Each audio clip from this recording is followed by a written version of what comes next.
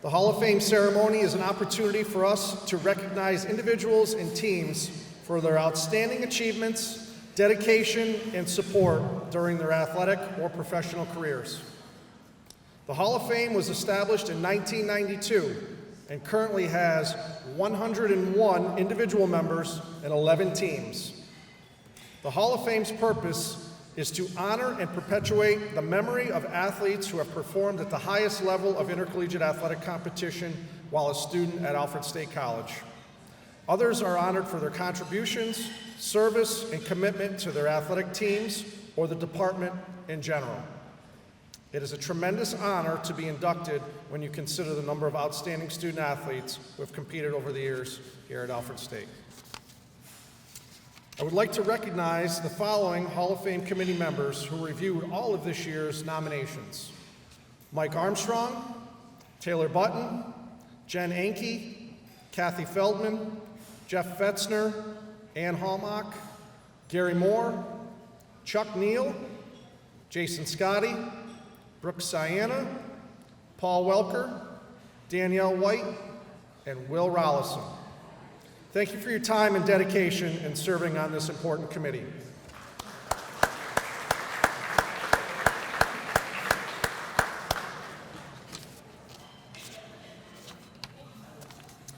I would also like to thank the following individuals who assisted with planning and organizing this event: Sandy Burdick, John Lewis, Jason Scotti, Kathy Domino, Will Rollison, Jen Anke, Taylor Button, Bobby Hilly and our facility staff, and Tracy Middleton and our ACES staff.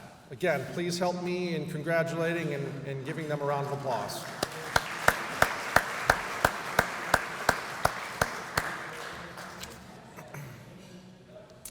As we begin our program, the inductee will join the individual inducting them on stage. So first up, I would like to invite Paul Welker to the podium to induct Craig Hoyt.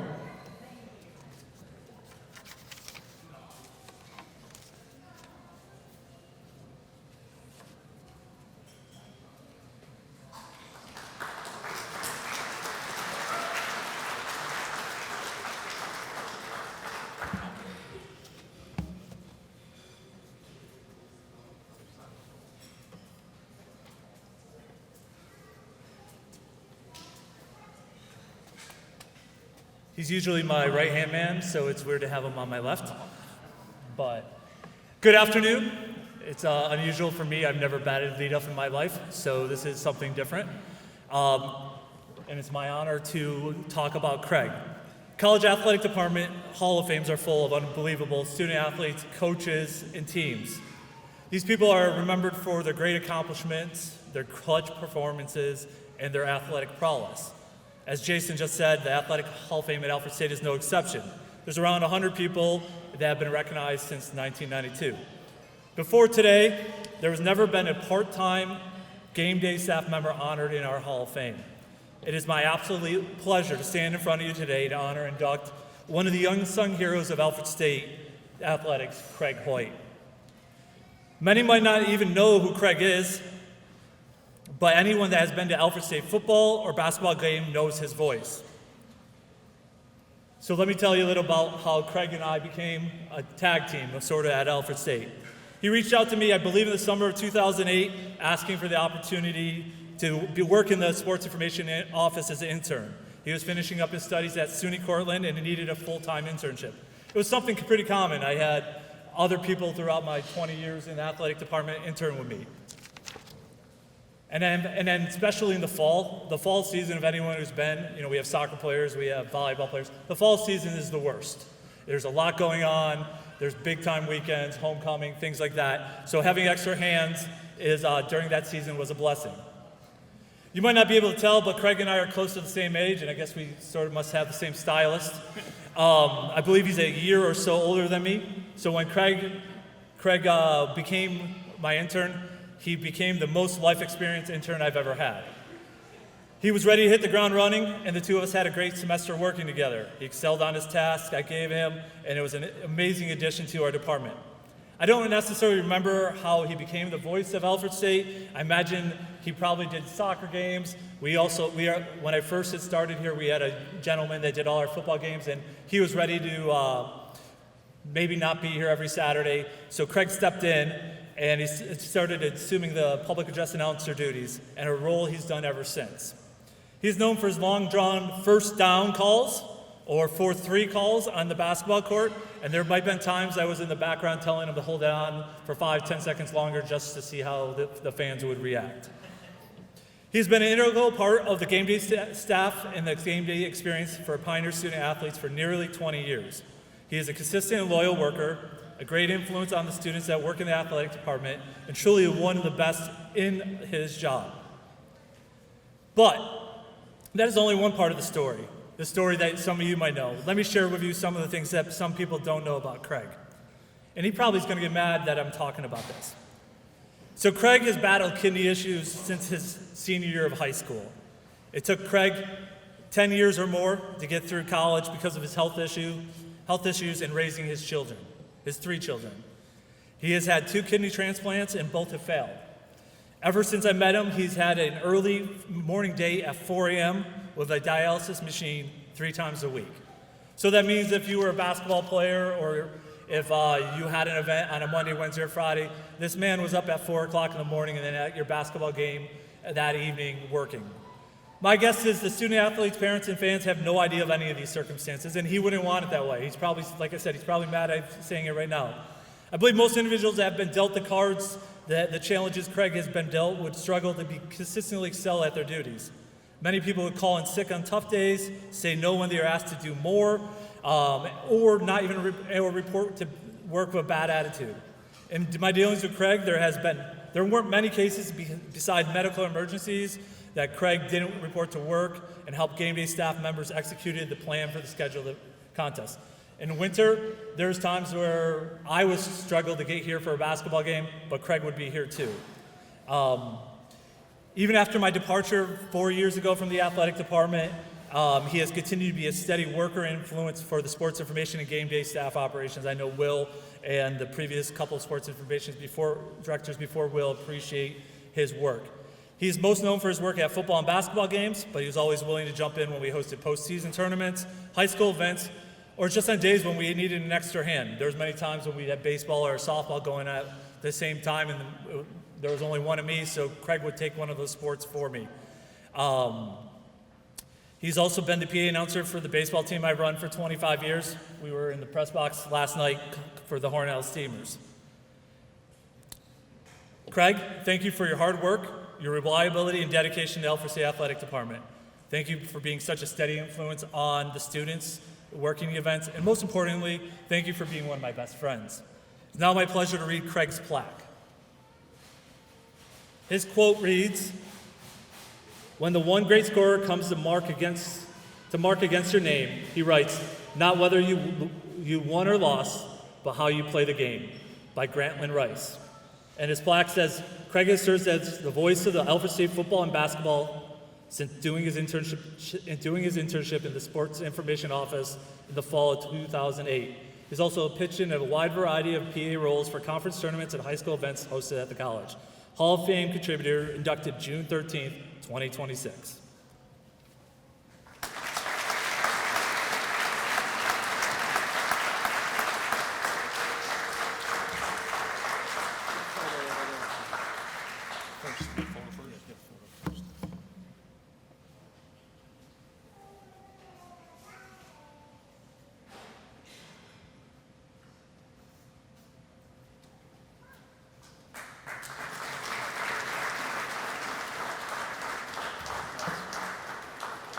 Wow. Paul told me it was going to take up most of my time. He didn't tell me he's going to try to make me cry. Unfortunately, I don't have a big Jim Valvano speech. I just do want to thank a few people. First, the Hall of Fame committee. I'm not really sure I deserve this, but I am truly, truly honored that you thought I do. I want to thank and congratulate the other inductees here today. Again, I mean, for me to share this stage with you, you know, you all did great things on the sports field in your respective sport. You know, I just talked into a microphone. So, you know, I don't know, but congratulations to you and thank you. Paul said he wasn't sure how I got started. I do want to tell that story. Like he said, I was doing my internship. And we had a student that had done the first few basketball games of the season. And so he had done it. And then we were hosting a tournament, a weekend tournament that was, you know, both men and women, 4 games Saturday, 4 games Sunday. And on about Thursday, that student poked his head in the office. And I wish I could remember his name, but, you know, I like to call him Wally Pip. He poked his head in the office and said, I'm not going to be here this weekend. I'm going home early for Thanksgiving. And Paul just looked at me and said, hey, guess what you're doing on this weekend? And so, you know, 8 games in 2 days. And at the end of that weekend, Kathy Feldman went to Paul and said, I want him to do it for the rest of his internship. And so I did. And then when my internship was over, she came to me and said, hey, would you like to come do it for the rest of the season? And I said, sure. And then at the end of that season, she came back and said, hey, would you mind coming back next year and doing it? And so, you know, I want to thank Kathy Feldman, and then Daryl Arroyo and Dr. Kelly Higgins and now Jason have been our athletic directors. They keep asking me to come back. You know, I'm sort of like a bad penny. They just can't get rid of me. But I do want to thank the athletic directors for keeping asking me back, and I've had a blast. So, you know, if you want to keep asking me, I'll keep coming back, God willing. We love having you. You know, so I do want to thank the athletic directors.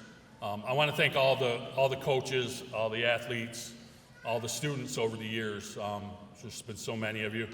You know, I've mispronounced your name, said the wrong name, I've said the wrong school a few times that we were playing. But, you know, I learned pretty early on that my position doesn't really matter. You know, the players, the officials, the timekeepers, if they don't show up, we don't have a game. You know, if I don't show up, you know, which means my sole purpose is to make this just a little bit more fun. And so I hope I've made half as much fun for you as I've had, because like I say, I've had a blast. And so thank you for allowing me to do that. I hope you've had as much fun as I have. I do want to thank Will Rollison, and it is Rollison, not Rollison. He told me that when he first took the job. Here's the SID. Mind you, he played 4 years of basketball. Never told me once I was saying his name wrong, but Will's the guy that gets all my stuff ready now. You know, all my papers, makes it so all I have to do is show up and talk into the microphone. So thank you, Will.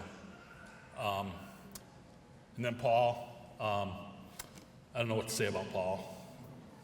I don't know, that day when we first met in Dunkin' Donuts to talk about my internship, and you were caked in mud because you'd been trying to get the softball field ready to play, unsuccessfully, I think. Who would have known that I would be meeting a person who would become one of my best friends in the whole world. My kids will say you're my only friend.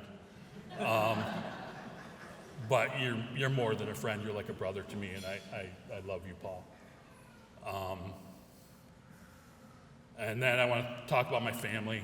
My kids, Taylor, Jeffrey, and Rosemary. You're the reason I get up in the morning. And so I know you guys are my biggest fans, but you also, you know, keep me humble and remind me I'm just a big doofus with a microphone. So, you know, thank you guys, and I love you. And my parents, I want to get to my parents. Like Paul said, I've spent most of my adult life in and out of hospitals. And so, you know, my mom has been there every time at my bedside. She's gotten to know more about, she's seen more bodily fluids probably than she ever planned to. And she found out what a fish fry can do to your bloodstream. I can't imagine having been anything else. And my dad, my dad wasn't always there by my bedside, not because he didn't want to, but because someone had to go to work. And I didn't always recognize how big of a sacrifice that was for him. But I really want to thank you for showing me how to be a man. If I left anybody out, I'm sorry. It doesn't mean to diminish what you meant to me, but I just want to thank you all. And like I say, as long as you want me to come back, I'll keep coming back because I've had a blast. Thank you.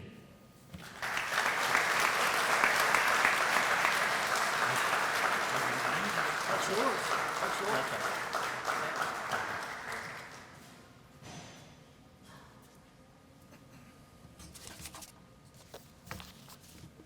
Congratulations, Greg. Don't underestimate yourself. We'll have you for as long as you're able to come back.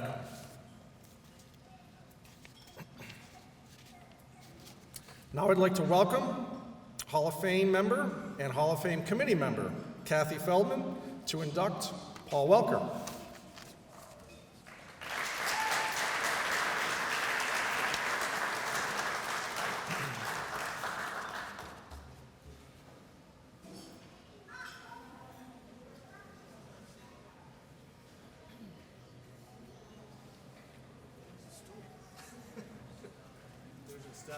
There's a step. No, it's the Carrie Coco step.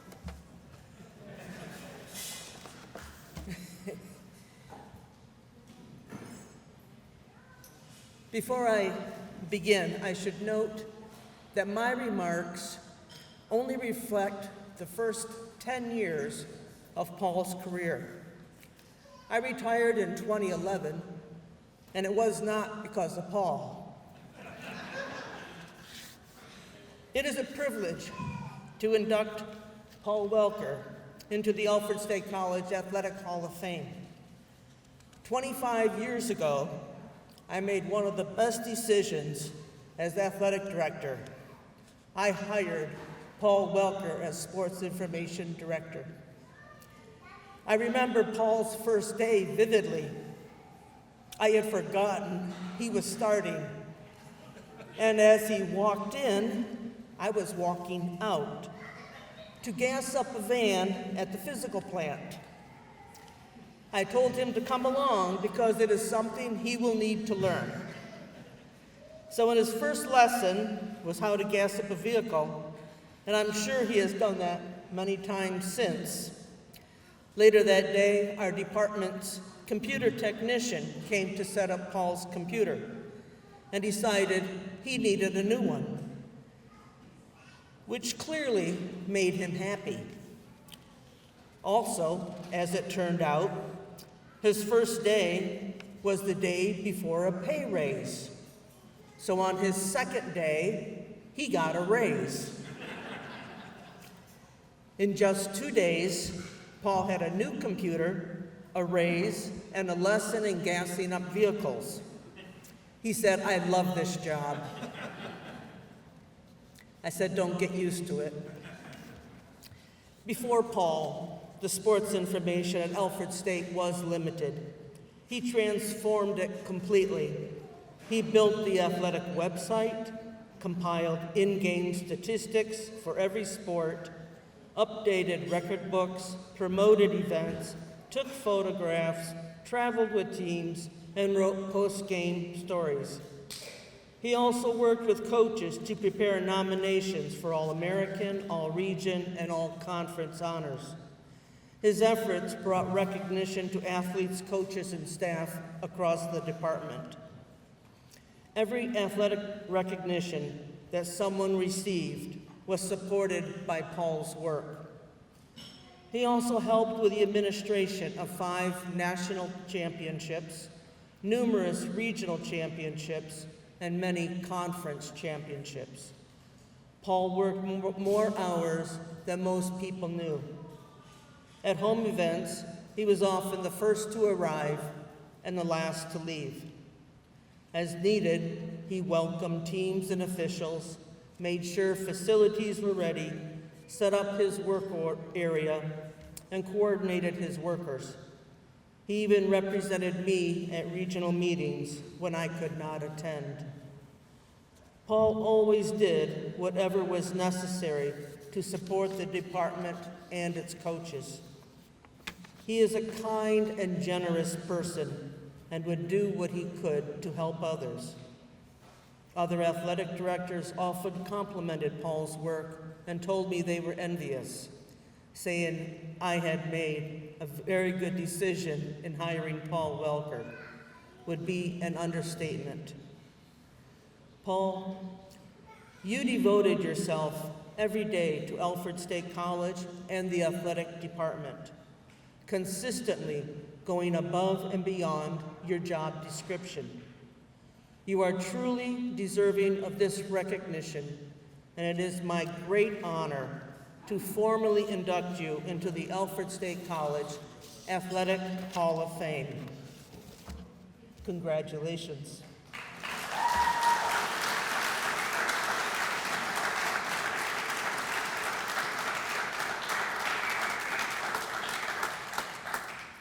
And in reading Paul's plaque, the quote that Paul chose, "Success seems to be connected with action. Successful people keep moving. They make mistakes, but they don't quit." Conrad Hilton. In the write-up, Paul Welker served as the college's sports information director for over 20 years, June 2001 until November 21. He developed the department's first athletics website, social media channels, and live stat and video streaming services. During his time, he was involved in team coverage, department operations, game management, and served as co-advisor to the Student Athlete Advisory Committee. Welker was key in the development of the award-winning Special Olympic Track and Field Spectacular, and assisted in most department community service projects. He collaborated, mentored, and taught sport management students, along with serving on countless committees across campus. For his work, he was honored with the William Havens Award 4 times. Hall of Fame inductee, Paul Welker.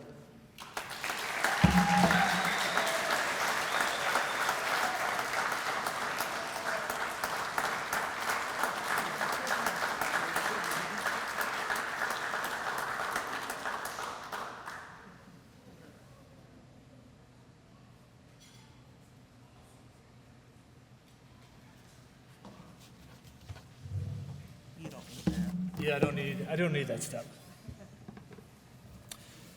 Secret is our vice president for academic affairs is really short, so she has a secret step back here. As I said, I've never batted first and I've never batted second either, so this is also new.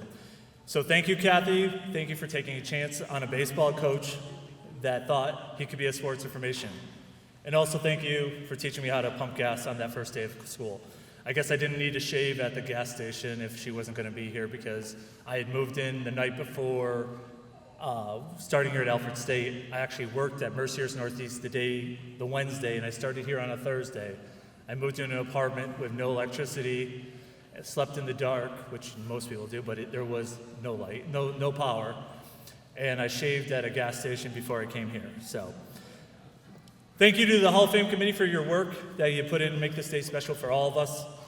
As a person that was directly involved in this planning of this event for many, many years, I know how much work it is to put this together. Special thanks to my former intern and current sports information director, Will Muhleisen, for all you've done.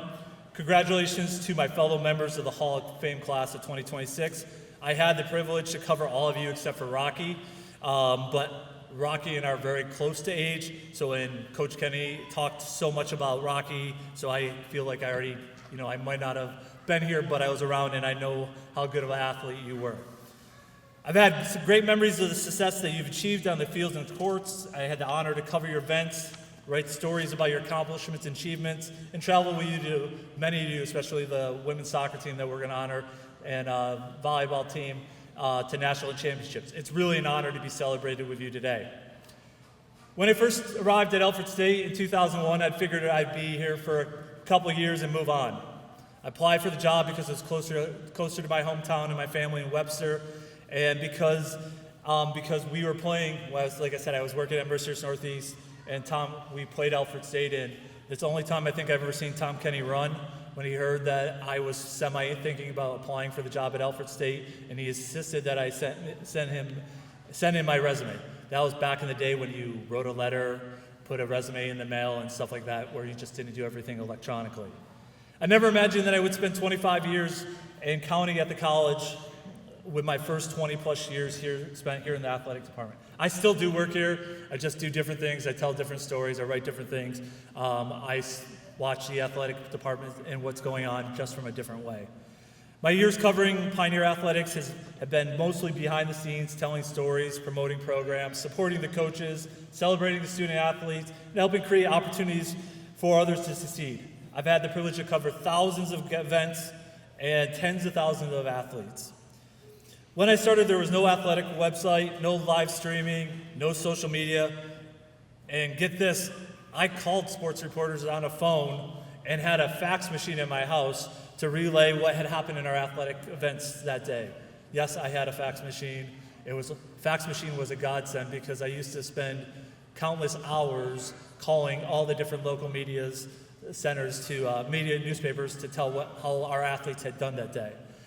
Things definitely have evolved for the better, and it was definitely exciting to be on the cutting edge of bringing an athletic website to the college and live streaming of our athletic events. I struggled because I could tell you tons of stories of my favorite games or events at the college, but I'll spare you the walk through memory lane and share just one common theme that makes me proud of being part of Alfred State Athletic Department. Over the years, I was able to be part of events that supported others, raised money for charities, and celebrated that everyone can participate and find success in athletics. In these events, I love partnering with our student athletes and coaches to do something for the greater good.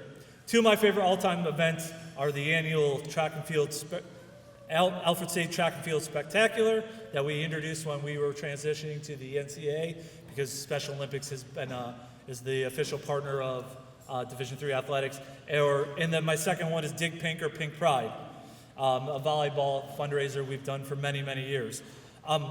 These events filled me with smiles and amazing memories. The amount of money raised for great causes and the amount of smiles we put on the athletes' faces is priceless. Alfred State is truly a special place. I've been incredibly fortunate to spend my entire career as part of this community, and I don't really plan on going anywhere until I retire and then get back in the sports world in a different way. The lifelong friendships that I built with my colleagues are a highlight of my career. You were an extended family that supported me when I needed it. It has been a pleasure to be a small part of your family and see you and your families grow. I truly think of you as part of my extended family. I believe I'm only the second person to primarily serve as athletic communications, serve the athletic department in a communications role to enter the Hall of Fame, as I joined the late Robert Grogan, who was technically the first ever sports information director here. And while I have the opportunity, I wanted to highlight another behind the scenes position at the college that never gets the praise that they deserve. And none of them are here because they're enjoying a weekend off. But a group of individuals that I worked with through all sorts of weather, long hours, and little sleep. I want to thank all the athletic trainers that I've worked with during my career here, coming from Frank to JR to Jessica to Alex to Ron to Becca to Kylie and many more that I can't remember all their names and I didn't mention, but they are a group of people that never gets any praise. So I'm very appreciative of them. So now to the hard part of the speech. How do I thank a family that supported me through this wild ride in my career in college athletics? Family is such an important part of my life. I'm very fortunate to have many of them here today, and I apologize in advance because I know I will not fully express my gratitude for the roles that you have played in my life. I really don't know where to start. I've written and rewritten this part many times. Actually, I got to campus around 9:30 today, and I rewrote this again, even though I thought I was done at 7:30 when I did this. So this is what I came up with. I'm extremely proud to be the son of David and Martha, the son-in-law of Dan and Laura, the brother to Craig, Andrew, and Mary Beth, the brother-in-law to Amy, yes, I have two sister-in-laws named Amy, Mike, Paul, Nikki, and Tyler. and the uncle to all 16 of my nieces and nephews. Thank you for your love and support. Earlier I mentioned that I thought I would work at Alfred State for a couple years and move on. Well, I'm beyond thankful that one individual kept me in the area. And there's a little bit of a story of how I met this person. In 2004, I received a call from Finger Lakes Community College, where I played baseball my first 2 years, and they had selected me to go into their Athletic Hall of Fame. I was super excited to be honored, but didn't want to walk into the ceremony without someone by my side. I mustered up the courage to ask a young lady named Kate, a friend of mine, if she would be my eye candy for that ceremony. She quickly responded, asking me why I didn't ask like 2 or 3 other people, but after some convincing, she said yes.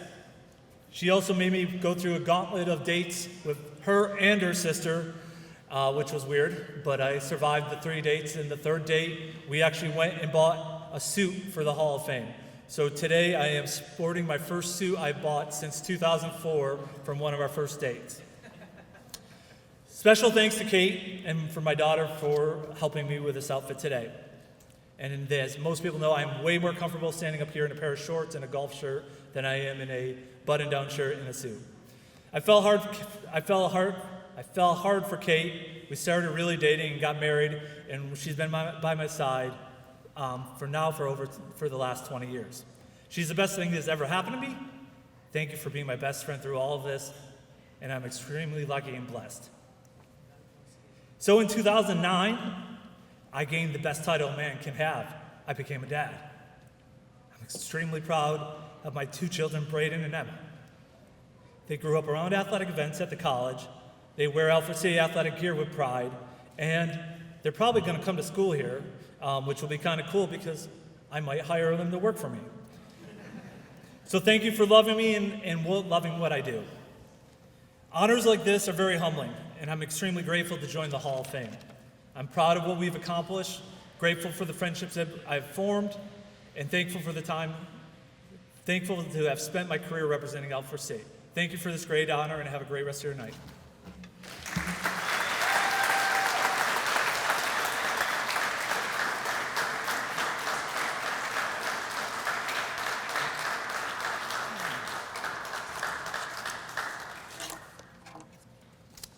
Congratulations, Paul. Great job.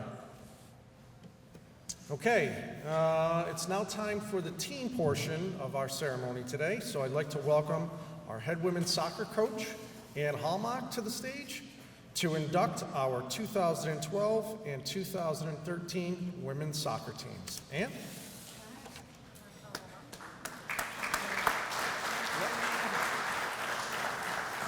And our soccer teams. I'd like you all to come up. So, with or without children, it's fine. Ladies, come on up. Actually, and I will read off names, and if it doesn't matter, if I miss you, I'm pretty sure I'm not going to.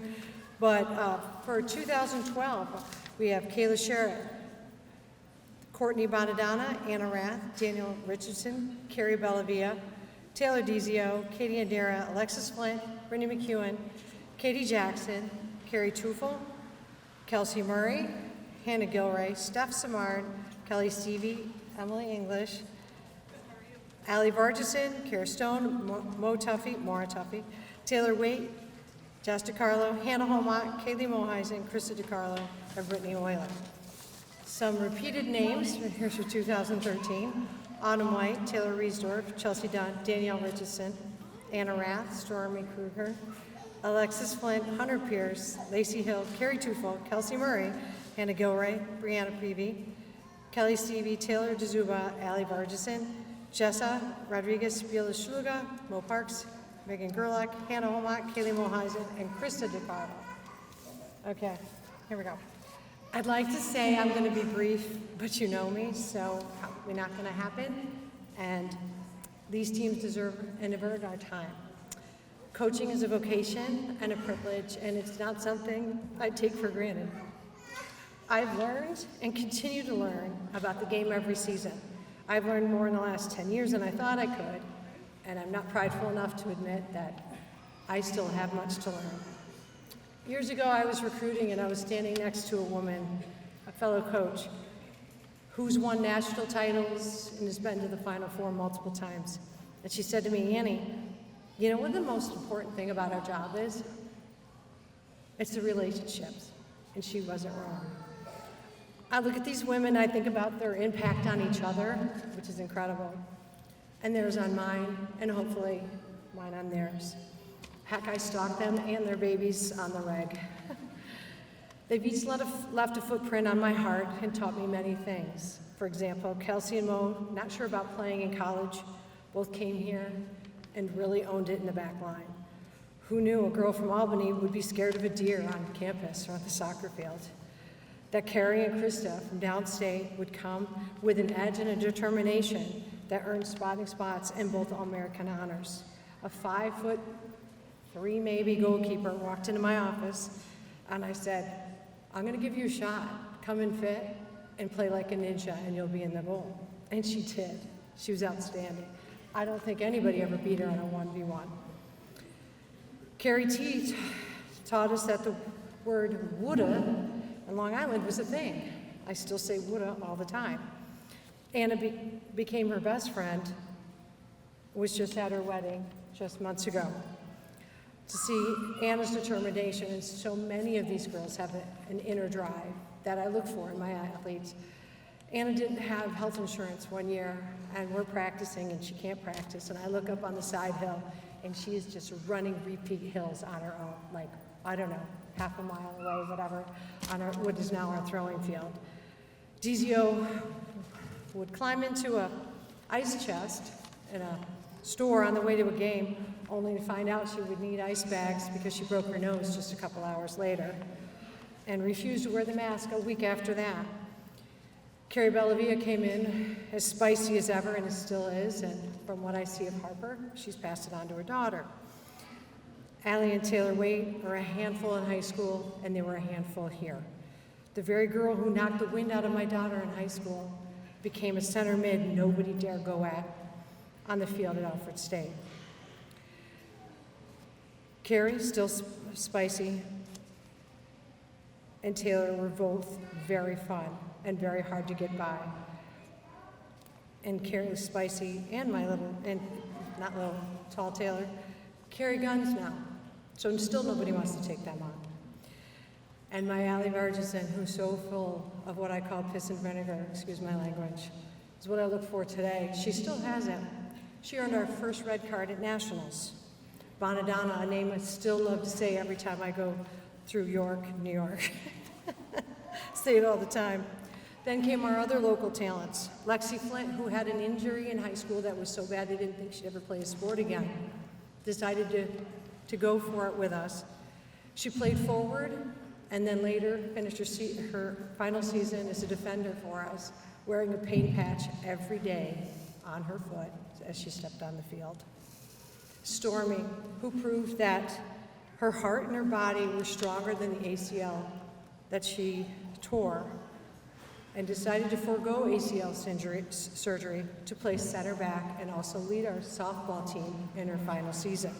She taught me also what liquid eyeliner was at Nationals because I didn't bring makeup. Since then, I've learned about Botox and lip filler and lip plumper. Kaylee and Hannah, also known to us as Peanut Butter and Jelly, and Rue and Wubba. Those are their nicknames. They changed the landscape at Alfred Elman, came in as all-state players, and continued to do the same thing when they arrived here. Peanut Butter and Jelly taught us a lot about how to play hard-nosed offense, and were hard to beat. They also taught me that there are two girls that could eat ice cream before practice and not throw up. These women started something special here at Alfred State, and we've been building on that foundation ever since. So tonight we celebrate two extraordinary teams, two groups of women whose commitment, talent, and competitive fire helped shape the identity of Alfred State women's soccer. It's my honor to induct the 2012 and 2013 teams into the Hall of Fame. These teams didn't just win games, they set standards, they built culture, and they elevated what it meant to wear an Alfred State jersey. The 2012 team was one for the record books. The Lady Pioneers finished with a 12-2 record. We lost our first game, won 17 games, and then we lost our last. Probably the only time I've sat and cried in the parking lot was that last game. We climbed all the way to the number one seeded in the national rankings. We were seeded number one in October of that year and held it for quite a while. The season featured a freshman class that made an immediate impact on offense, blending seamlessly with a strong returning core from 2012. The result was a team that could score, defend, and dominate every part of the field. 7 players earned all WINAC honors that year, a testament to the balance and the depth of our roster. Of those, Kaylee Muhleisen, her freshman year, scored 31 goals. I believe she had 8 assists. She was third in the nation in both categories. A force of nature up top, that girl. Hannah Holmok, 12 goals, 6 assists for the midfield, driving the attack with intelligence and grit. Never keep peanut butter and jelly too far away from each other.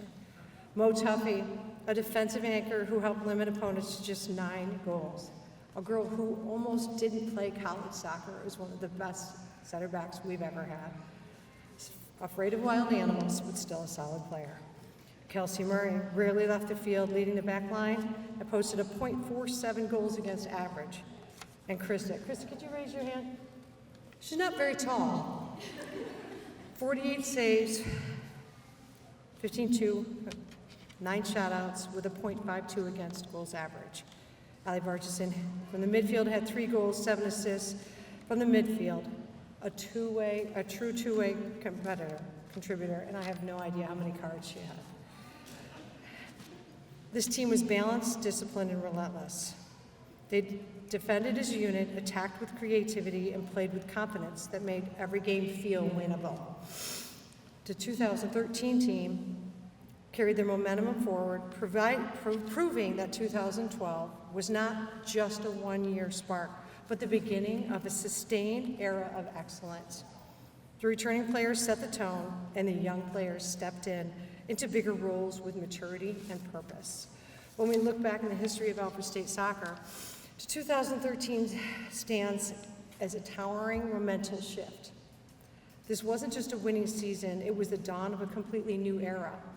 It was our first year competing as a USCAA, stepping into a bigger stage with everything to prove. And prove it they did. The squad marched into a credible 12-5-1 record, refusing to be intimidated by the transition to NCAA. They wrapped up the regular season in a dominant fashion, beating Wells 3-0 and then 6-0 rout of Mercyhurst Northeast. When the postseason arrived, the Pioneers didn't show up. We made history. It was the first time ever going into the USCA postseason appearance. We went on a deep run all the way to the national championship semifinal, pushing that top-seeded Maine Fort Kent to an absolute limit with a 2-1 battle. They did it with a lethal offense that averaged 3 goals a game and defense that refused to break. Behind every great run is a fortress. And that fortress was Krista DiCarlo, who anchored the team from the back as our primary starting goalkeeper, matching the pressure of a national tournament step for step. On the other end of the pitch, the Pioneers' attack was nothing short of relentless, spearheaded by 2 incredible All-Americans. Kaylee Holmok, no, not really. Like a daughter to me, though.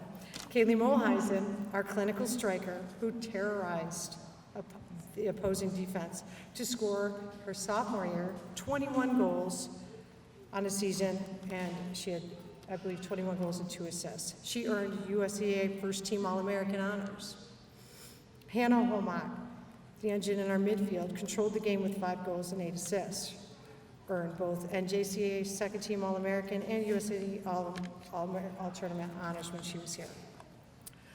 But championships aren't built on individual accolades. They're built with depth, sacrifice, and chemistry, and these teams had it. We saw vital offensive contributions from our Danielle Richardson, who lives in South Carolina, our veteran leader, Alexis Flint, and the sheer heart of this roster was sustained by relentless work rate of Stormy Kruger, Anna Rath, Carrie Tufel, Allison Allison, Ferguson, and so many more. By the time the dust settled, the National Soccer Coaches Association of America showered 4 of our pioneers with end-of-the-year awards. The 2013 team didn't just set a standard, they broke a mold for what Alfred State women's soccer could achieve on a national stage. Ladies, your legacy is secure, and your place in the Hall of Fame is fiercely earned. I can't express enough what coaching means to me. It's more than wins or losses. And Jerry and I were talking about it yesterday. It's watching your kids. They are like mine. These babies are like mine. To see them together today, right back where they left off, yammering, not stopping even when you want them to stop. To see them at each other's weddings, baby showers. Nobody's named a baby after me, but it's early. I think 3 of them are expecting. There's still time. Thank you for the privilege of coaching. Thank you for making the decision to come here, play for me, play for each other, and play for the Alfred State crest.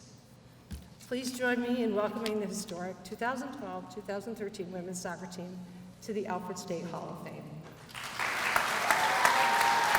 I love them.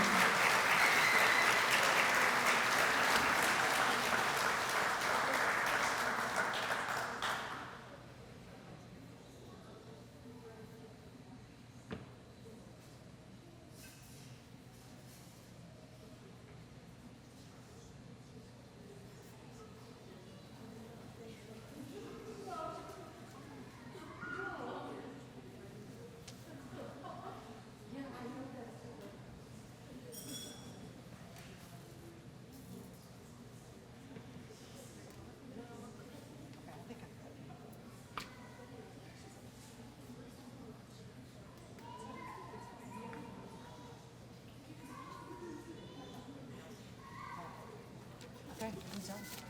Do you want to do it here? Yep. Okay, all right.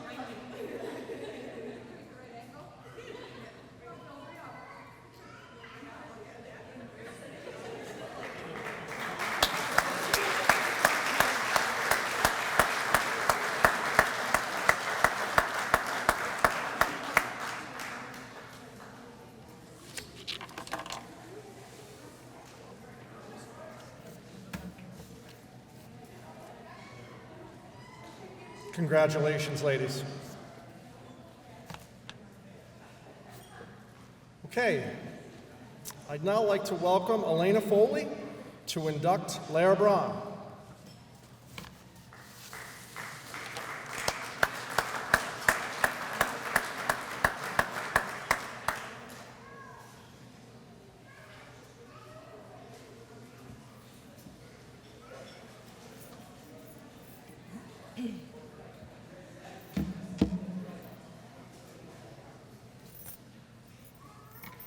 Hi.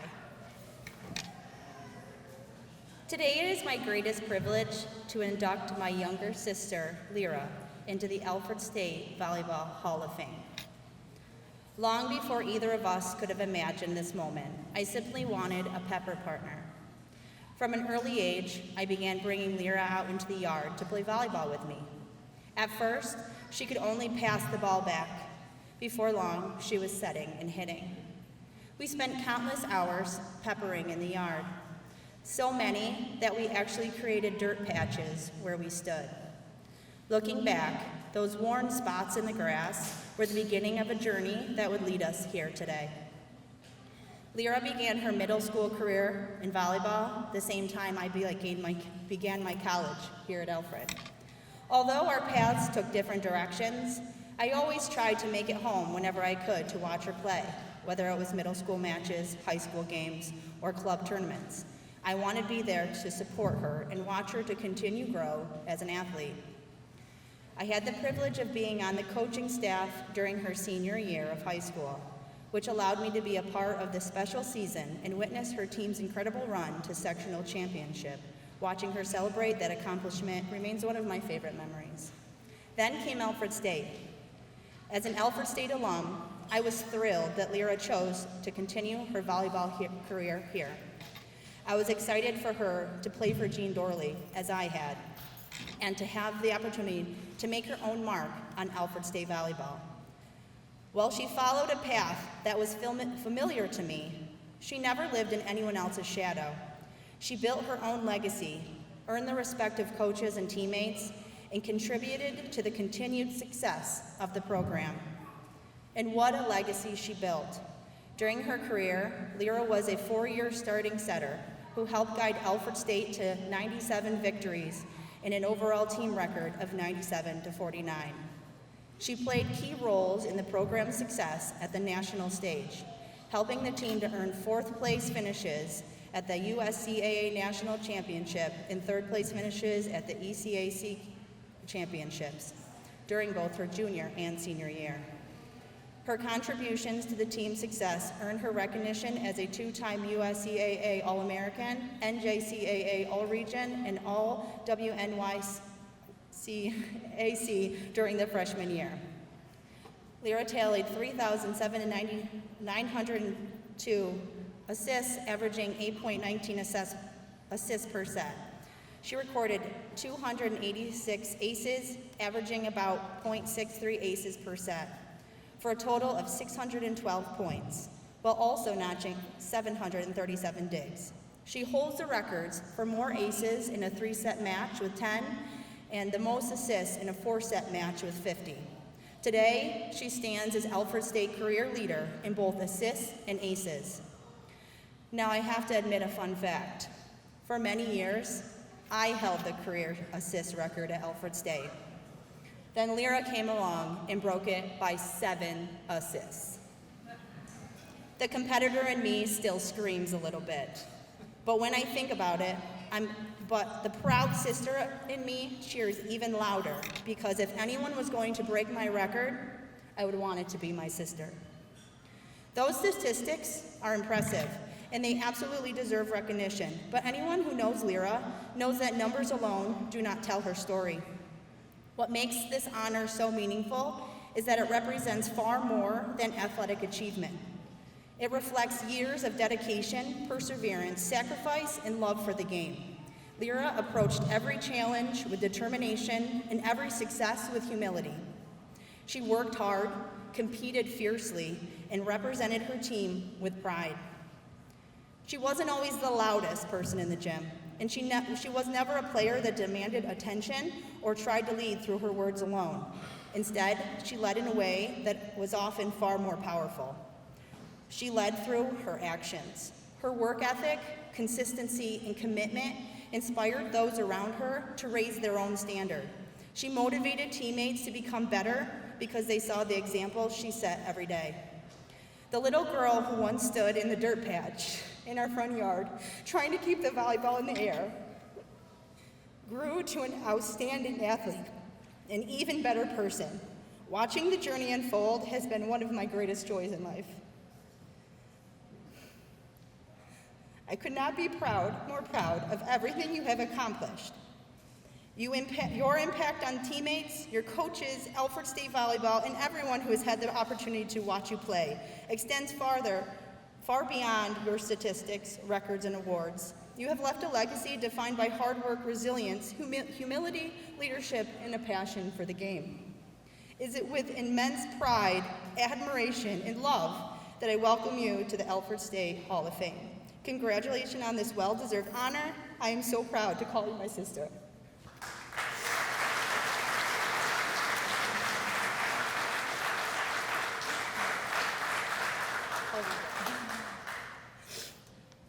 she kept her speech short, or her little quote short.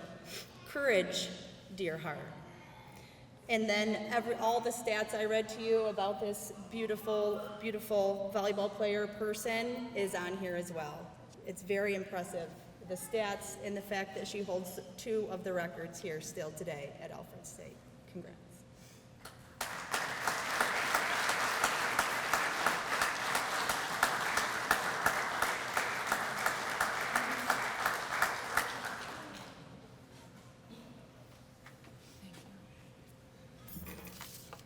Oh boy. Wow, this is truly such incredible honor. Thank you, Elaina, for that amazing introduction. It's only fitting that my talented, also Hall of Famer, big sister, the volleyball role model, to be the one to introduce me. You paved the way here at Alfred and showed me that I could succeed too. Maybe a little too well, because we all know I was able to break her record.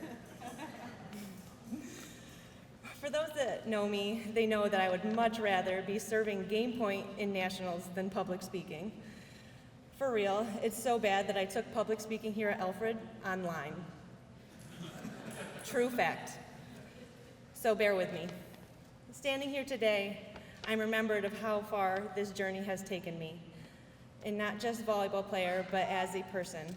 I want to thank first my family, to my husband, my mom, my dad, my Brenda, my siblings, and my friends.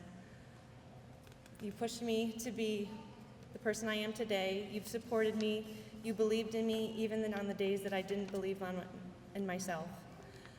So to my loved ones that stood on the sidelines cheering me on, this achievement belongs to you guys too. You made every moment on the court meaningful. To Coach Dorley, who couldn't be here today, I want to thank him for guiding me, for his patience, for always challenging me to be better. You turned every practice, every game into something bigger than just volleyball. You made our team feel like a family. You didn't just teach us skills, you taught us resilience, discipline, and confidence. And one record that won't be talked about here is the squat record for volleyball athletes, which I hold at squatting a 345, just for the volleyball players. Being a setter is honestly the best role because every play goes through you, which means if it's a great hit, you helped. And if it's a bad hit, you were just testing the hitter's abilities. But for real, volleyball is more than a sport. It's about trust, communication, giving your best, even when it's hard. I am so grateful for every moment, the wins, the challenges, and everything in between, because each helped shape who I am today. Thank you for this honor. I'm so truly proud to be a part of something so very special. Thank you.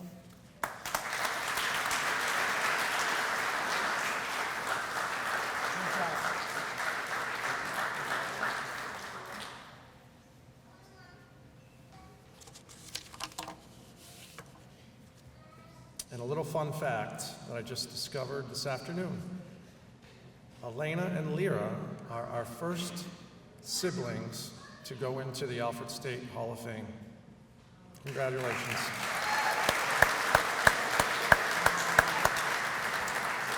Elaina, if I recall correctly, you went in 2019. Yeah.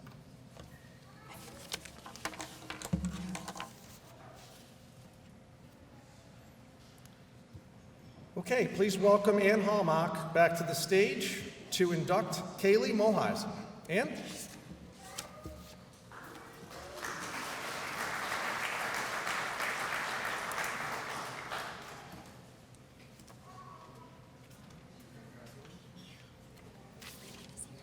Okay.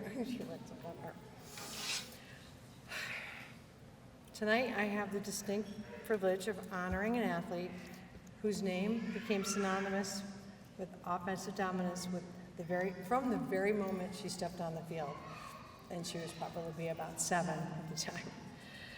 Inducting a player into the Hall of Fame is always special, but it takes on a different weight when an athlete doesn't just break records. They carried the program through a monumental era of change. Today, we celebrate a true pioneer in every sense of the word, Kaylee Muhleisen. I've known Kaylee since our kids moved to Alfred. I believe she became my daughter's best friend at about 9. We spent many nights at each other's homes. So what a blessing to have her, my daughter's best friend, on my team. When Kaylee arrived at Alfred State College, we were competing in the NJCAA, Division III level. To say she made an impact is an understatement. Kaylee put together one of the most blistering, historic freshman seasons ever recorded. In her first year alone, she found the back of the net 31 times and added 8 assists, totaling 70 points. She didn't just lead the blue and gold. Her 31 goals ranked her 3rd in the nation. She locked down 6 hat tricks, was named Division III National Player of the Week, was rightfully named Alfred State's Female Freshman Athlete of the Year. Her historic rookie campaign earned her first team All-WINAC, first team All-Region 3, and she became just the 2nd player in program history to be named first team NJCAA All-American. She anchored the legendary 2012 squad, which we spoke about, that went 17-2. Reached the #1 spot in national polls and cemented a school record 17-game winning streak. What makes Kaylee so special is she never made it about her, which is, you look at this precious face. To score that many goals, there was nothing selfish about Kaylee. One of her teammates said, we were talking on and she mentioned that Kaylee was willing to do anything for her team. And I mean anything. If I'd asked her to go in the goal, she would have done it. I remember we were playing Buck State when we transitioned, and I said, Kaylee, I need you to go back. What I meant was back, like from striker to center mid. All of a sudden I look back, I'm like, she's playing center back. Why do we have 5 backs? Because Kaylee didn't question me. She's just like, okay. And she went to the back line, and then we had to change that. But she would do anything for her team, and always with a smile, always with a smile. What makes her legacy truly unique is what happened next. Alfred State began its grueling transition into the 4-year baccalaureate institution. For an athletic department, that meant moving into uncharted territory. Tougher scheduling, playing teams you've never seen, you don't have a background on. Programs often stumble during a transition, and so do the athletes, but Kaylee didn't. As a sophomore playing against elevated competition, she didn't blink. She scored 21 goals and 2 assists, helping the team adjust to a higher level of play and pushing them all the way to a historic 2nd place finish in the USCA National Championship Tournament. By her junior year, the secret was out. We gotta watch this Kaylee Muhleisen. So they were double teaming her, they were pulling on her jersey, you name it, they did it all. But that didn't stop her. Again, she went out and duplicated her sophomore season by scoring, again, 21 goals and 2 assists. She was a machine. In an era where the school was establishing a new identity, Kaylee was providing a masterclass in consistency, finishing her 3-year pioneer career with an unbelievable 73 goals. Her incredible junior campaign caught the eye of the entire nation, earning her the USAA First Team All-American honors. Was that the trophy you dropped? Oh. She was awarded this trophy. It was beautiful. It was glass. But she had butterfingers like her coach. It may have dropped it at the award ceremony, but they sent us another one. It was in front of 400 people, but that's okay. She proved beyond a shadow of a doubt that no matter the logo on the patch, the division of the school, or the defense in front of her, Kaylee Muhleisen was an elite, unstoppable talent. Kaylee, you played with a rare combination of explosive speed, absolute fearlessness, and a clinical finishing ability that left defenders and goalkeepers completely helpless. You helped bridge 2 eras of Alfred State athletics, ensuring that our winning tradition never faltered during our biggest leap forward. Your 73 goals are permanently etched into our history books, and tonight your legacy is permanently etched into our hall. It is my absolute honor to welcome Kaylee Muhleisen into the Alfred State Hall of Fame.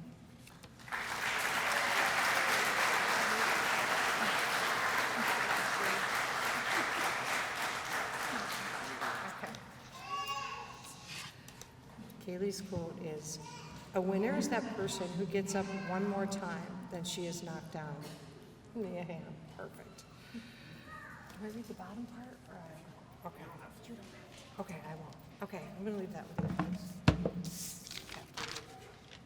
What? Oh, go take a picture. Sorry, picture time. There you go, baby.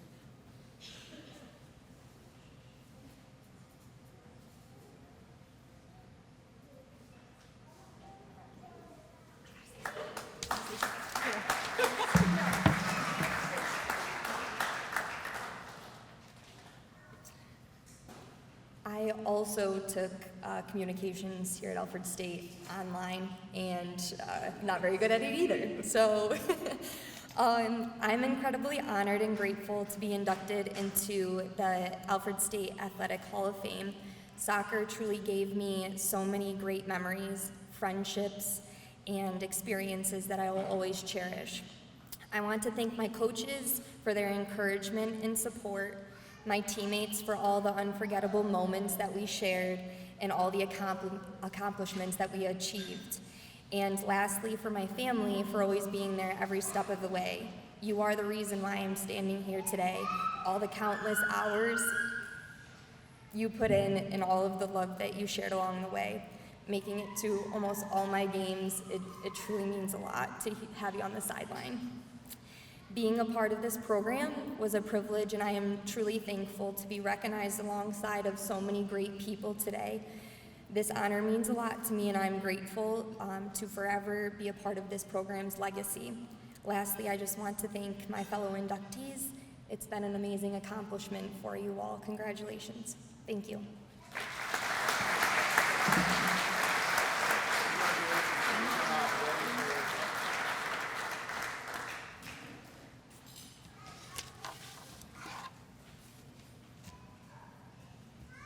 Okay, now I'd like to welcome Tom Kenny to induct Rocky Myers. Tom?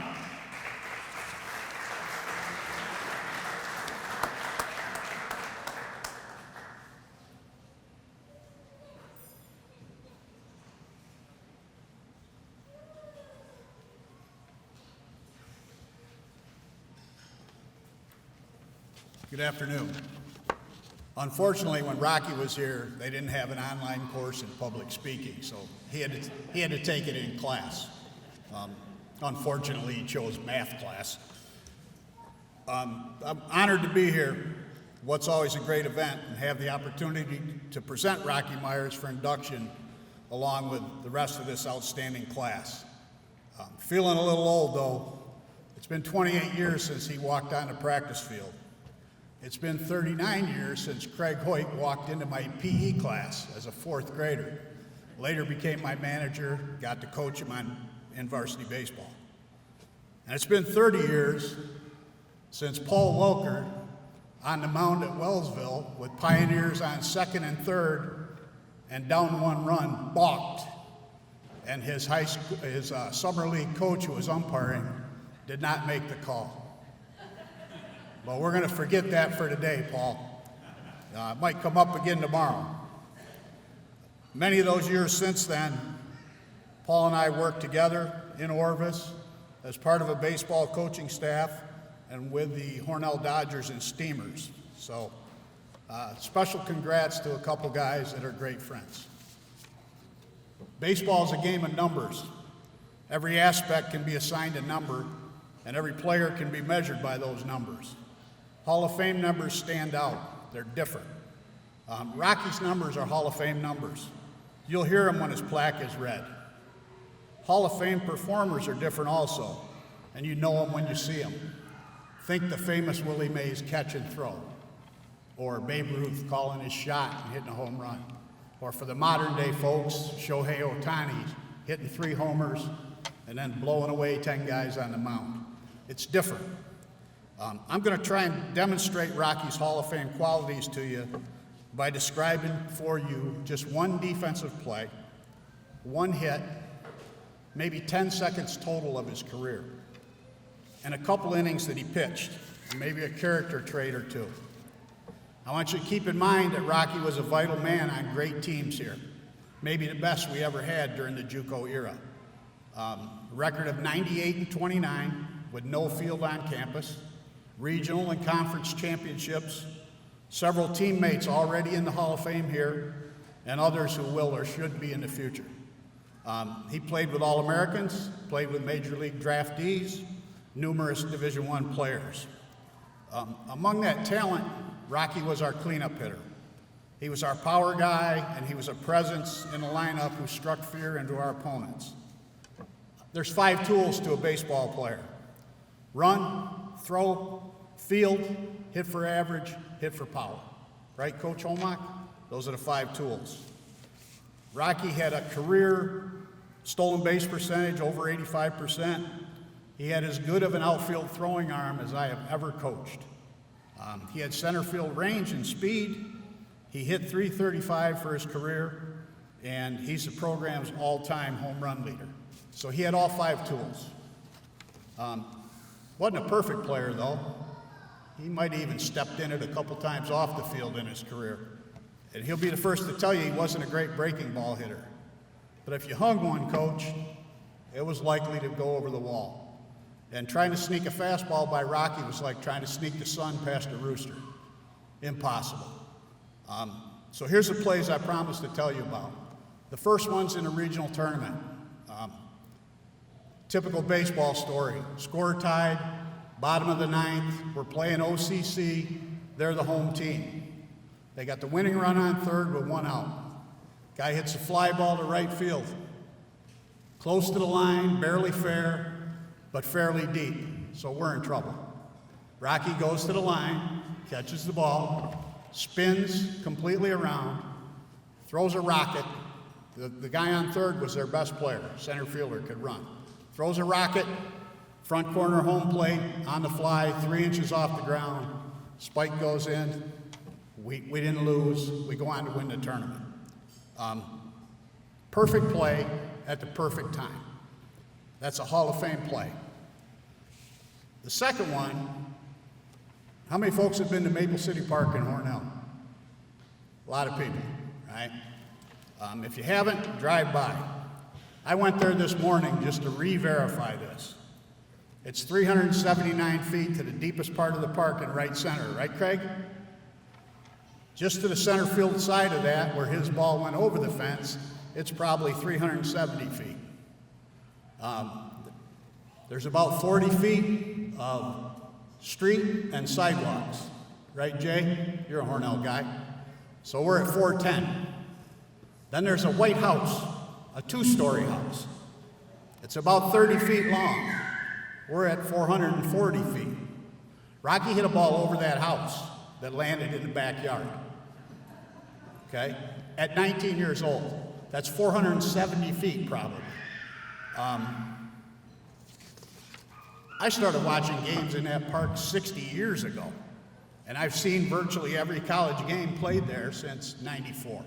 And the ones I didn't see, Paul and Craig saw. Thousands of rounds of batting practice. I've only seen one guy hit one there. This guy. Okay, so that's a Hall of Famer. Lastly, and I like this story, we're in Florida his freshman year.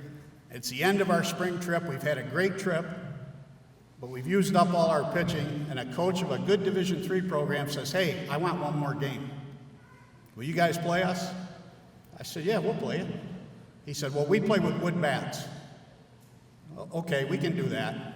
We found 3 wood bats. We only had 3 wood bats with us. And I'm going to play all my second stringers, okay? The coach at the plate meeting, he's my best friend. He's going to beat Podunk Alfred State Junior College with his mostly upperclassmen, but he's calling it a JV game. Then he's going to play a varsity game right after that against a weak opponent. He's going to win that. He's going to go home from his spring trip happy. He's my best friend. So we start to play, and we get a lead. We break 2 bats, so we only have 1 bat left, okay? It's the 5th inning, and we're winning 5-4. And now Rocky's got a pitch. I send him to the bullpen, and Paul will remember he had only thrown maybe 1 practice bullpen indoors at Orvis, and it was horrible. Couldn't throw a strike. So I bring Rocky in. Rocky throws absolute gas with control. We didn't have a radar gun, but it's 90 plus. Strikes out the side. We're laughing in the dugout. This is hilarious. And the opposing coach comes out to home plate and screams at me and says, "What are you doing throwing your closer in a JV game?" I went, "My closer? He's my right fielder. I've never seen him pitch." "Yeah, right." So as they're hitting, or as we're hitting, he sends his assistant coach up in the stand to get 3 of his best varsity hitters to come down and now beat us. So the 3 varsity hitters come down, strikeout, pop up. We're not friends anymore, okay, after the game. That's a Hall of Famer. That's a Hall of Famer. My memory tells me Rocky hardly pitched after that. But I looked up his stats a couple days ago on the mound. He was 5-0 with a 1.52 earned run average, a 185 opponent's batting average. He had almost a strikeout per innings pitched in 28 innings, and to use one of Paul's phrases, he did walk a small village, Paul. Lastly, as to what scouts call his makeup or personal qualities. Rocky's got a great family over there. He and Kim have built a great family. Gavin and Haley couldn't be here today. RC, Marge, top shelf. Followed us everywhere. RC was our team cook for 2 years. Okay, it's not an official position, but anybody who survived on Alfred State meal money knows you need a team cook. So 2 days before a game, I'd get a call, and it was always, "Coach, it's RC. How are you?" "Doing fine, Coach." "You gonna play Thursday?" "Yeah, looks good. Weather looks good." "You gonna kick their ass?" "Oh, I hope so. They're pretty good. They're pretty good." "I'm bringing the grill. I got venison hot dogs. I got chicken speedies. I got some homemade sausage." Never took a nickel. Followed us all around for 2 years. So great memories. And that green stuff we ate today, we never had any of that, did we, RC? It was carnivore cooking, but the guys loved it. Rocky's wife, Kim, she's a sweetheart. I told her I'm going to embarrass her today. How many of you have ever said there's not enough love in the world? A lot of us. Most of us don't do much about it. She does. Kim's been a surrogate mom to 8 kids, 2 sets of twins. There's families, happy and whole, from Europe to California. I don't know anybody else who ever did that, and I don't think anybody in here does either. So we're going to give her a round of applause.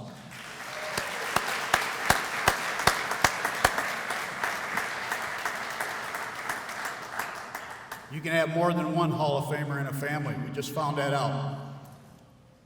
Rocky's a family man. He's a husband and father. He's a businessman. He's got an amazing sense of humor. Anybody who was here for Alumni Weekend when the baseball team went in the team category might remember the football game, halftime, 50-yard line at halftime. Rocky's fake proposal to Kim. Got down on a knee, had the whole crowd going. They'd been married for years, but pretty good joke. If you meet them, you like them. And coaches don't always like those kind of guys with that sense of humor. Those keep the team loose guys. Sometimes that can go too far. But Rocky did it right. He was all business, complete competitor on the field, but a guy his teammates were drawn to and rallied around. So let me read that plaque of a Corning Sports Hall of Famer, now an Alfred State Hall of Famer, and my friend Rocky Myers. Supposed to read it.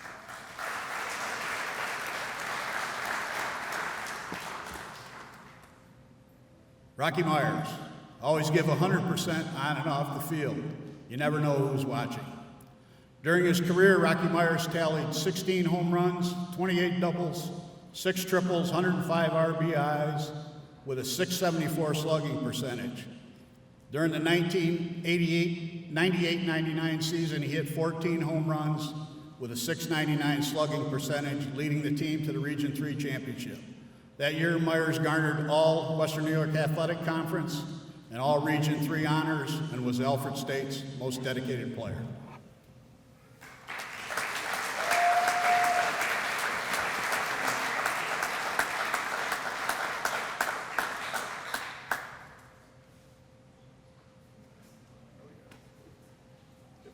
If it's blurry, it's because of Tom. Let me get this. Thank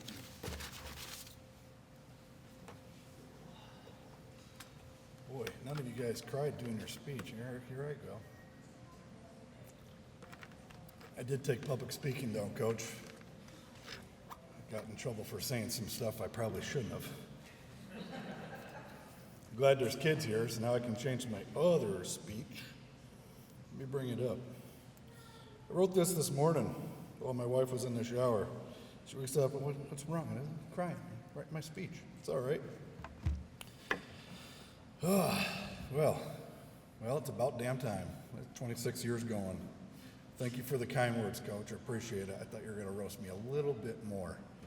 I seen Comedy Central's roast, and I thought that's where we were going.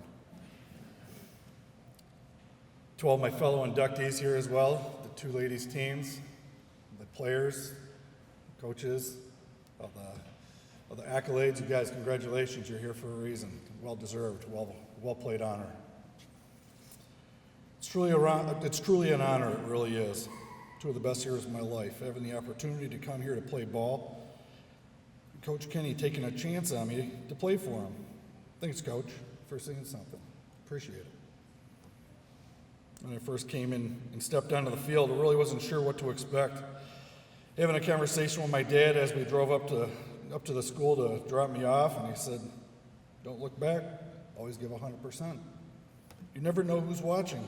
That stayed true all these years later. Coach introduced me to guys on the team. Ran into a guy named Carlos Gonzalez we were just talking about. He was a kid, it was a Dominican Republic. Absolutely just a talent. Just never seen a guy throw that hard, run that fast before. And he'd come up to me and said, "Yeah, nice to meet you. This is going to be my starting spot." Well, that sucks. I'm going to be playing on the bench next to this guy. Well, I had to change that for him. I had to show him a thing or two how to hit, which is okay. He's still a good friend to this day. We were a talented team, very seriously talented team, and like Coach had said, we already have a couple guys from our team that are in the Hall of Fame, rightfully so. They earned it, they deserved it. Every guy around me was faster, a little stronger, a little bit more powerful. Wasn't sure how I was going to fit in. That's where Coach Kenny came into play, telling me, "Hey man, trust yourself. You're here for a reason." Coach pushed me harder than anyone has ever coached me in all the years I've played in every sport. I played soccer, basketball, and baseball, and I've never been pushed so hard by a single coach. Even more than my dad. I'm telling you, you were a tough cookie too. You pushed. Coach, you pushed harder. Thank you. Coach had me change things in my swing, my grip, position of my elbow to my fielding. I hated that. You pissed me off. A couple other adjectives I'm pretty sure I said in there too over the years during that time. We're going to keep those between us. He saw something in that I didn't even know I seen. By pushing me that hard, turned into two of the best years of my life. The hard part was that's where it ended. Ended my career just a little bit shorter than I wanted by throwing a snowball. Not on the field, not by doing anything, just by having fun, throwing a snowball at my friend right out those doors. I'm standing here today, though, because I was pushed hard enough that I had a good enough career, and I'm glad you guys saw that as well. Thank you. I'm only standing here today because of a couple people that I would like to mention. Coach Mark Agnello.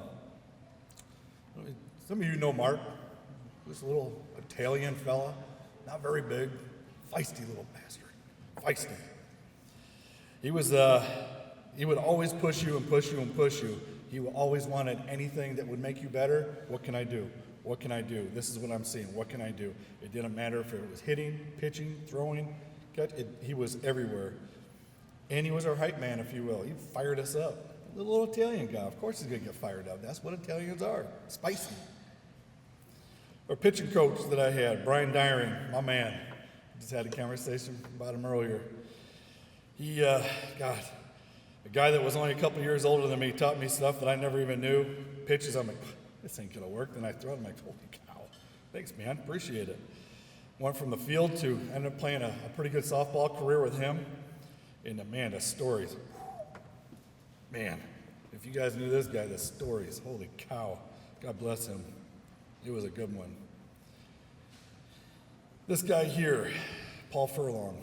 God, the amount of respect I have for this guy, it was fastballs upon fastballs upon fastballs on BP. I'm just 400-foot home run in practice.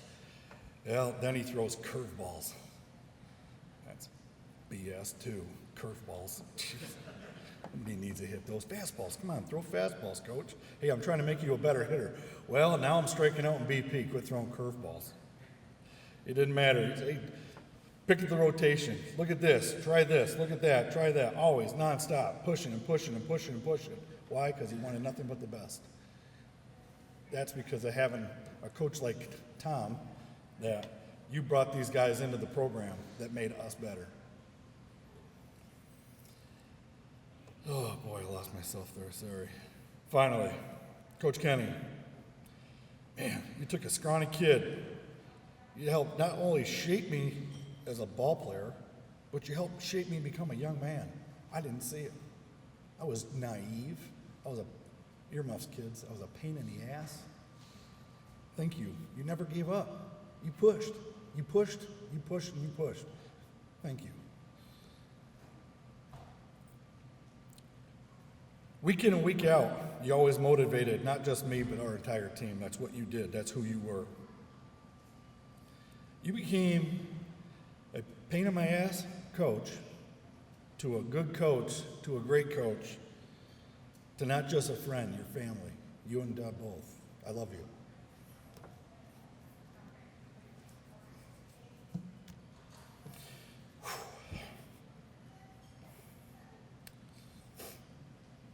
My two biggest supporters.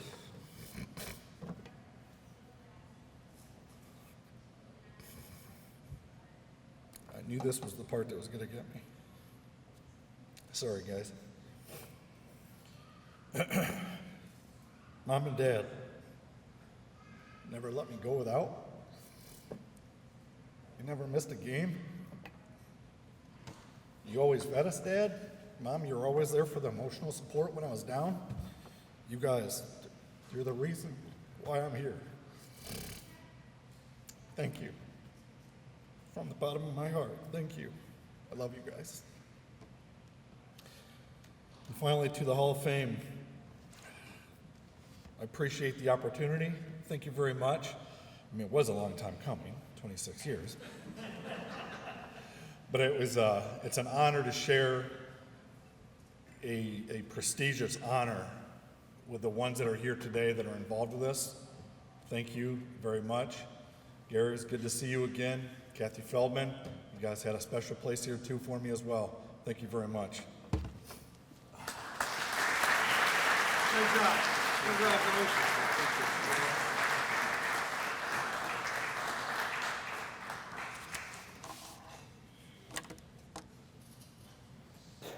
Quick little side fact.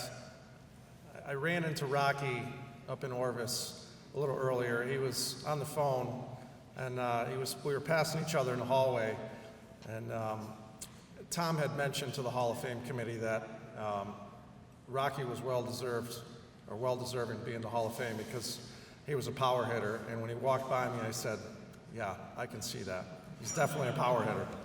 So congratulations, Rocky, well done. Okay, I'd now like to welcome Rob Hirch to induct George Ian Van Valen into the Hall of Fame. Rob?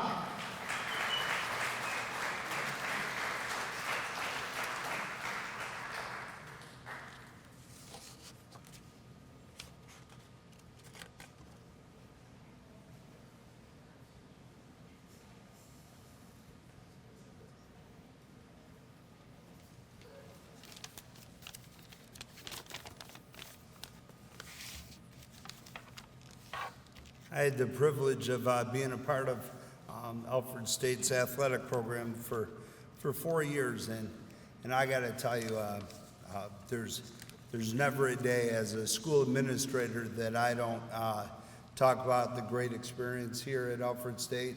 The book bag that I carry, the satchel, is still the satchel that I was given here when I coached here. And it's truly a lot of the memories that you built here. It is a big family. And I tell the kids that if you want to invest in college, everybody talks about how expensive college is. I think it's a great investment, and there's probably no better place to invest your money than right here. It's truly a good family, the way they treat you. And I just want to say that Mr. Doviak did not pay me to say that. A couple of things I look into before I go into this. As you get older, you need tools so you can read your writing. And even though I got this typed up at 16 font, I still need my glasses. And I'll get ready to talk a little bit about Ian. I know that, I hope Ian remembers, a lot of us coaches have sticky statements, repetitive statements that we say season in, day out, that we hope sticks with them. And I know at their most grueling practices that I would always say, as a high school coach or as a college coach and even as a national coach, and all the coaches and all the athletes can remember your hardest practice when you're most tired and your head starts to hang and you're sweating, you're breathing, you're patting. And I say, there's going to come a day when the phone's ringing, the bills are on the table, and you don't feel like going to work, and the baby's crying, and the food's on the oven, and you're going to wish you were right here sweating, tired, and panicking right now. And but you probably don't want to be speaking. When you're part of a school or an educational institution, you have an opportunity to engage with students in meaningful ways. You share their trials and you share their triumphs. And you hope to add value to their lives. Ideally, the lessons and the moments spent together extend beyond the classroom, beyond the practice room, and certainly beyond the mat. You aspire to have a similar impact on them as they had in you. When I came to Alfred State, the first thing that Coach Reed wanted to tell me about was Ian Van Valen. He said that this man's a hammer, and I was excited to meet him. I shook hands with him, and a couple weeks later, when my hand recovered, I learned that he was just such a gentleman. It was both an honor and a privilege then to meet him and to stand before you today to introduce this remarkable athlete, true champion, and inspiring figure to our wrestling community. I would like to start with some words. I called Coach Reed as the head coach here at the time when I got to come here. He had a part of both me coming here, and he had part of Ian's first 3 years of his career. Paul Reed said, legacy is important. Yes, credentials play a part in it. Ian has for sure accomplished them. The biggest part about leaving a legacy is how you are actually remembered. You are remembered by doing the positive attitude you approach and overcoming daily adversities. You are remembered by the level of effort you put in into every practice, your daily and long-term goals. Credentials are important and well-deserved, but you'll be remembered by the type of person you are and the impact you've made in the Alfred State Wrestling program. The coolest thing about working with Ian is he always cared about the workmanship of the team around him. He was never selfish. He wasn't just trying to elevate himself, he was trying to elevate his teammates. Ian's journey in the sport of wrestling was a testament of his hard work, discipline, and unwavering spirit. He has not only made a significant mark on the mat, but he has also inspired countless student athletes who have followed in his footsteps. I knew a lot of the wrestlers that worked out with Ian. Nobody wanted to be his partner more than twice a week, but as they recovered, but they loved working with him. They loved his passion, and it was truly inspirational. And they'd say, "Coach, man, he's really good. I don't know if I could practice with him today." And then we'd work in a rotation. And I had the privilege of coaching some other wrestlers that just got out of college, and I called in a few favors from back in the day. And so that was, we threw everything we could at him, and Ian always took it with a smile. Not only that, Ian would work in the off season. We'd even run a few wrestling camps on the off season and off season stuff so he can help recruit other wrestlers to this program. Today we celebrate his incredible achievements, his dedication to our institution, and the legacy as he's brought to build his commitment to excellence. Ian learned to lead and support a team and a program from the lessons I guarantee he learned from his parents. His father truly was pushed. His father would even call me and give me encouragement from time to time. They were so supportive. They would take in the family at a team building and have some camps, some s'mores.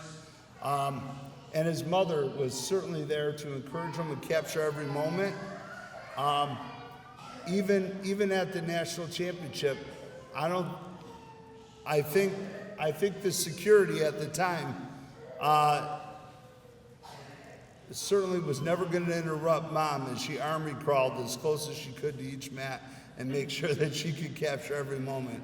But she was just great at that. But although their endless support and his journey for wrestling from his youth to his high school and at Alfred State has been invaluable. His parents were amazing. His encouragement, they encouraged him to help shape his grit, his determination, pushing him to never accept the status quo. This mindset both established his identity and his standard for himself and for his team. As a team leader, captain, Ian applied these lessons by organizing team activities countlessly, even opened up his own family home, including inviting his teammates for camping, swimming, bonfires. While I know that he learned his dedication and work ethic from his mom and his dad, I am certainly convinced that he learned his toughness from his older sisters. I remember eating dinner at Nationals and both his sisters there to encourage him. I knew that the reason why Ian became so viciously tough is because he had two older sisters. In wrestling, toughness is something that is expected, it's required, and you try to never show any wince or ounce of pain.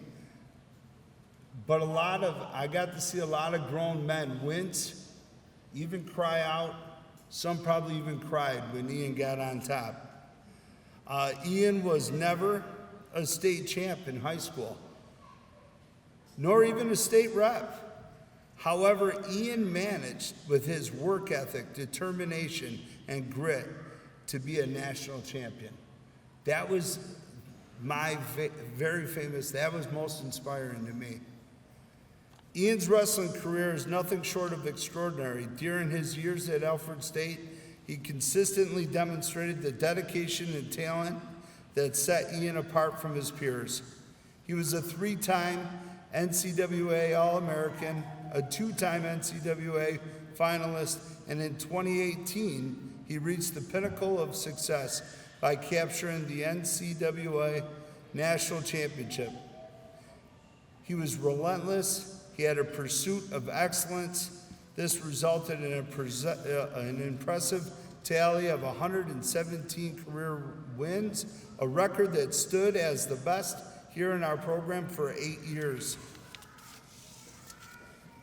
His technical prowess on the mat was matched by his tenacity and resilience, as shown by his 37 career falls, ranking him 4th best in the NCAA era. Ian was always about giving back. As a team, we would host our wrestling camps, and they were called Beyond the Mat wrestling camps. As a coach, I'm proud of witnessing the accomplishments of Ian, and believe it or not, I grow even more proud of his accomplishments after he stepped off the mat. Ian continues to thrive in his professional career and is prepared to start his own family. I'm excited to see how he continues to build a legacy marked by a commitment to excellence, a passion for improvement, and a love for family. He is a person a school can be proud to hang their hat on. He is a person a coach is proud to build a program around. And he is certainly the person that his wife is going to be proud to lay a foundation and build a family around. Join me in welcoming George Ian Van Valen into the Alfred State College Athletic Hall of Fame.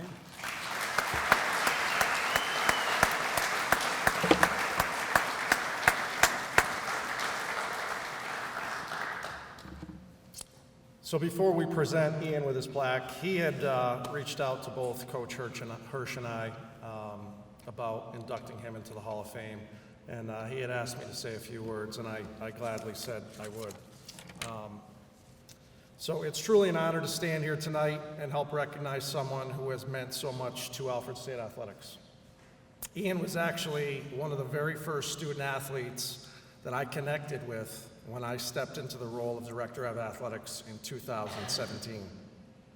The first year holds a lot of great memories for me, but one that stands out is traveling to the NWCA National Championship to support Ian and several of his teammates. It didn't take long for me to realize I was watching someone special. Ian was the definition of a hard worker. He approached everything, on the mat and in the classroom, with relentless focus and discipline. And that didn't happen by accident.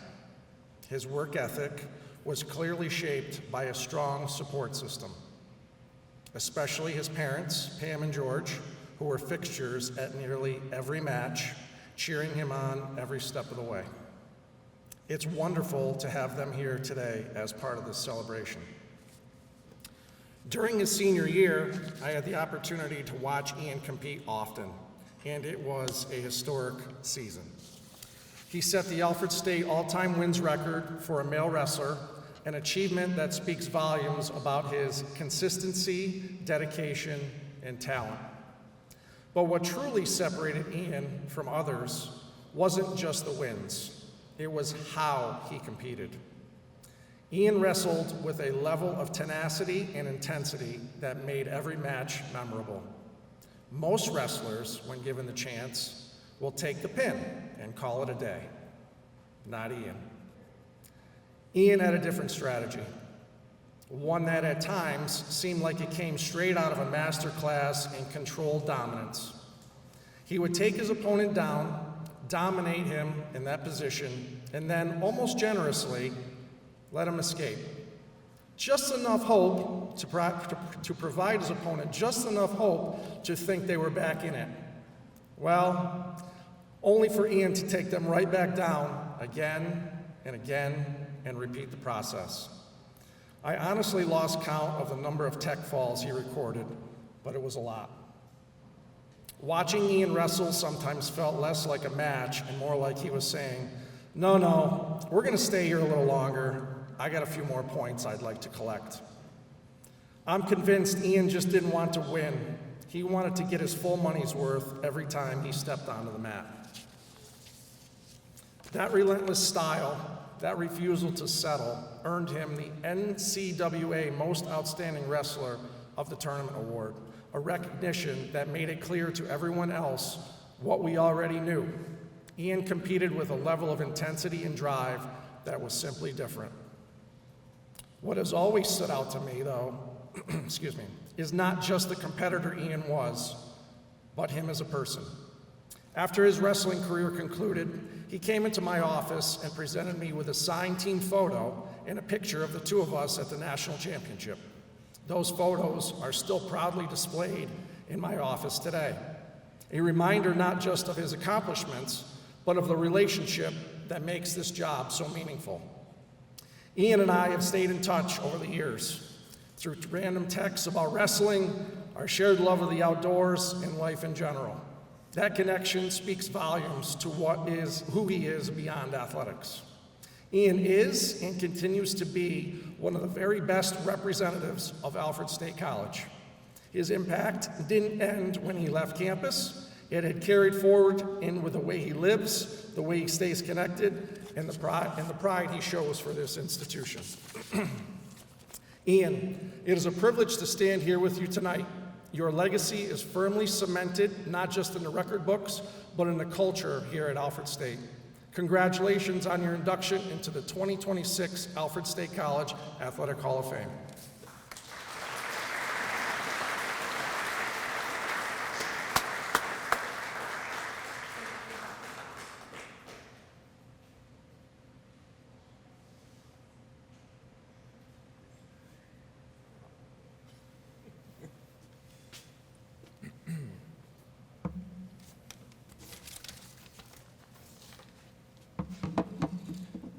I'm incredibly honored to be inducted to the Alfred State Hall of Fame.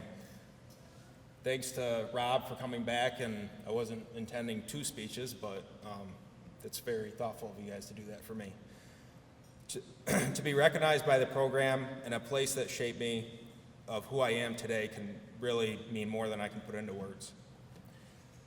Wrestling gave me a lot more than the wins, the losses, or the results on paper. It taught me discipline, resilience,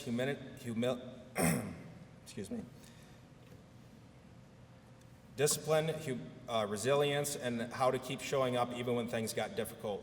Those lessons have stayed with me long after leaving the mat. This recognition definitely isn't something that I've earned alone.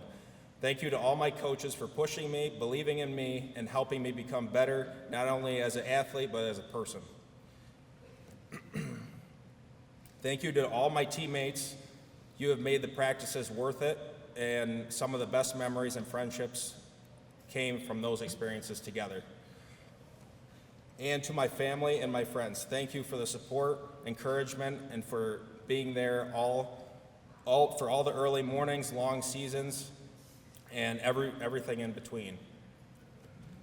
To the current and future wrestlers, enjoy the process, the work, the setbacks, the team, and the moments in between end up meaning more than you realize at that time. Thank you again to Alfred State for this honor. I'm proud to be a part of the wrestling family, and I really appreciate Rob coming today. During my senior year, Paul Reed, the current coach, ended up taking a different job opportunity, and I didn't really know what to think of it at the time, but Rob took the position and came in and was able to make it work. And he brought Burke Paddock in, Ian Paddock, who were both D1 wrestlers, and really made a difference for me my senior year. I want to thank both my parents, Pam and George, for always pushing me, being there, always being there for all the tournaments, matches, and bring food to me, because I could never eat much, so they'd always bring, snacks and stuff from my dorm. and I wouldn't be here today if it wasn't for them.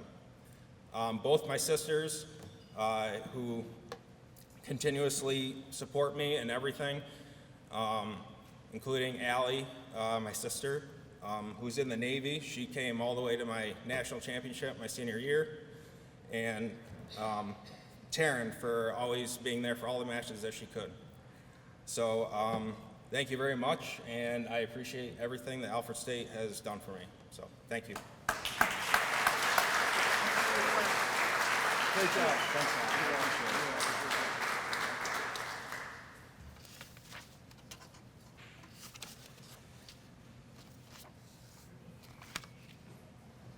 Okay. I would now like to invite all of the Hall of Fame members back up to the podium for the unveiling of the 2026 Hall of Fame plaque. That includes all of the women's soccer team members as well. So come join me on the stage, please. This plaque will be displayed in the Shea Family Hall of Fame room, located in the Orvis Activity Center. The inductees have also been uploaded into our digital Hall of Fame, which can be found on our website in the Shea Family Hall of Fame room and on the second floor of the SLC, which was made possible by Jay Wilder and his family. Please join me in congratulating all the honorees one last time for their outstanding accomplishments.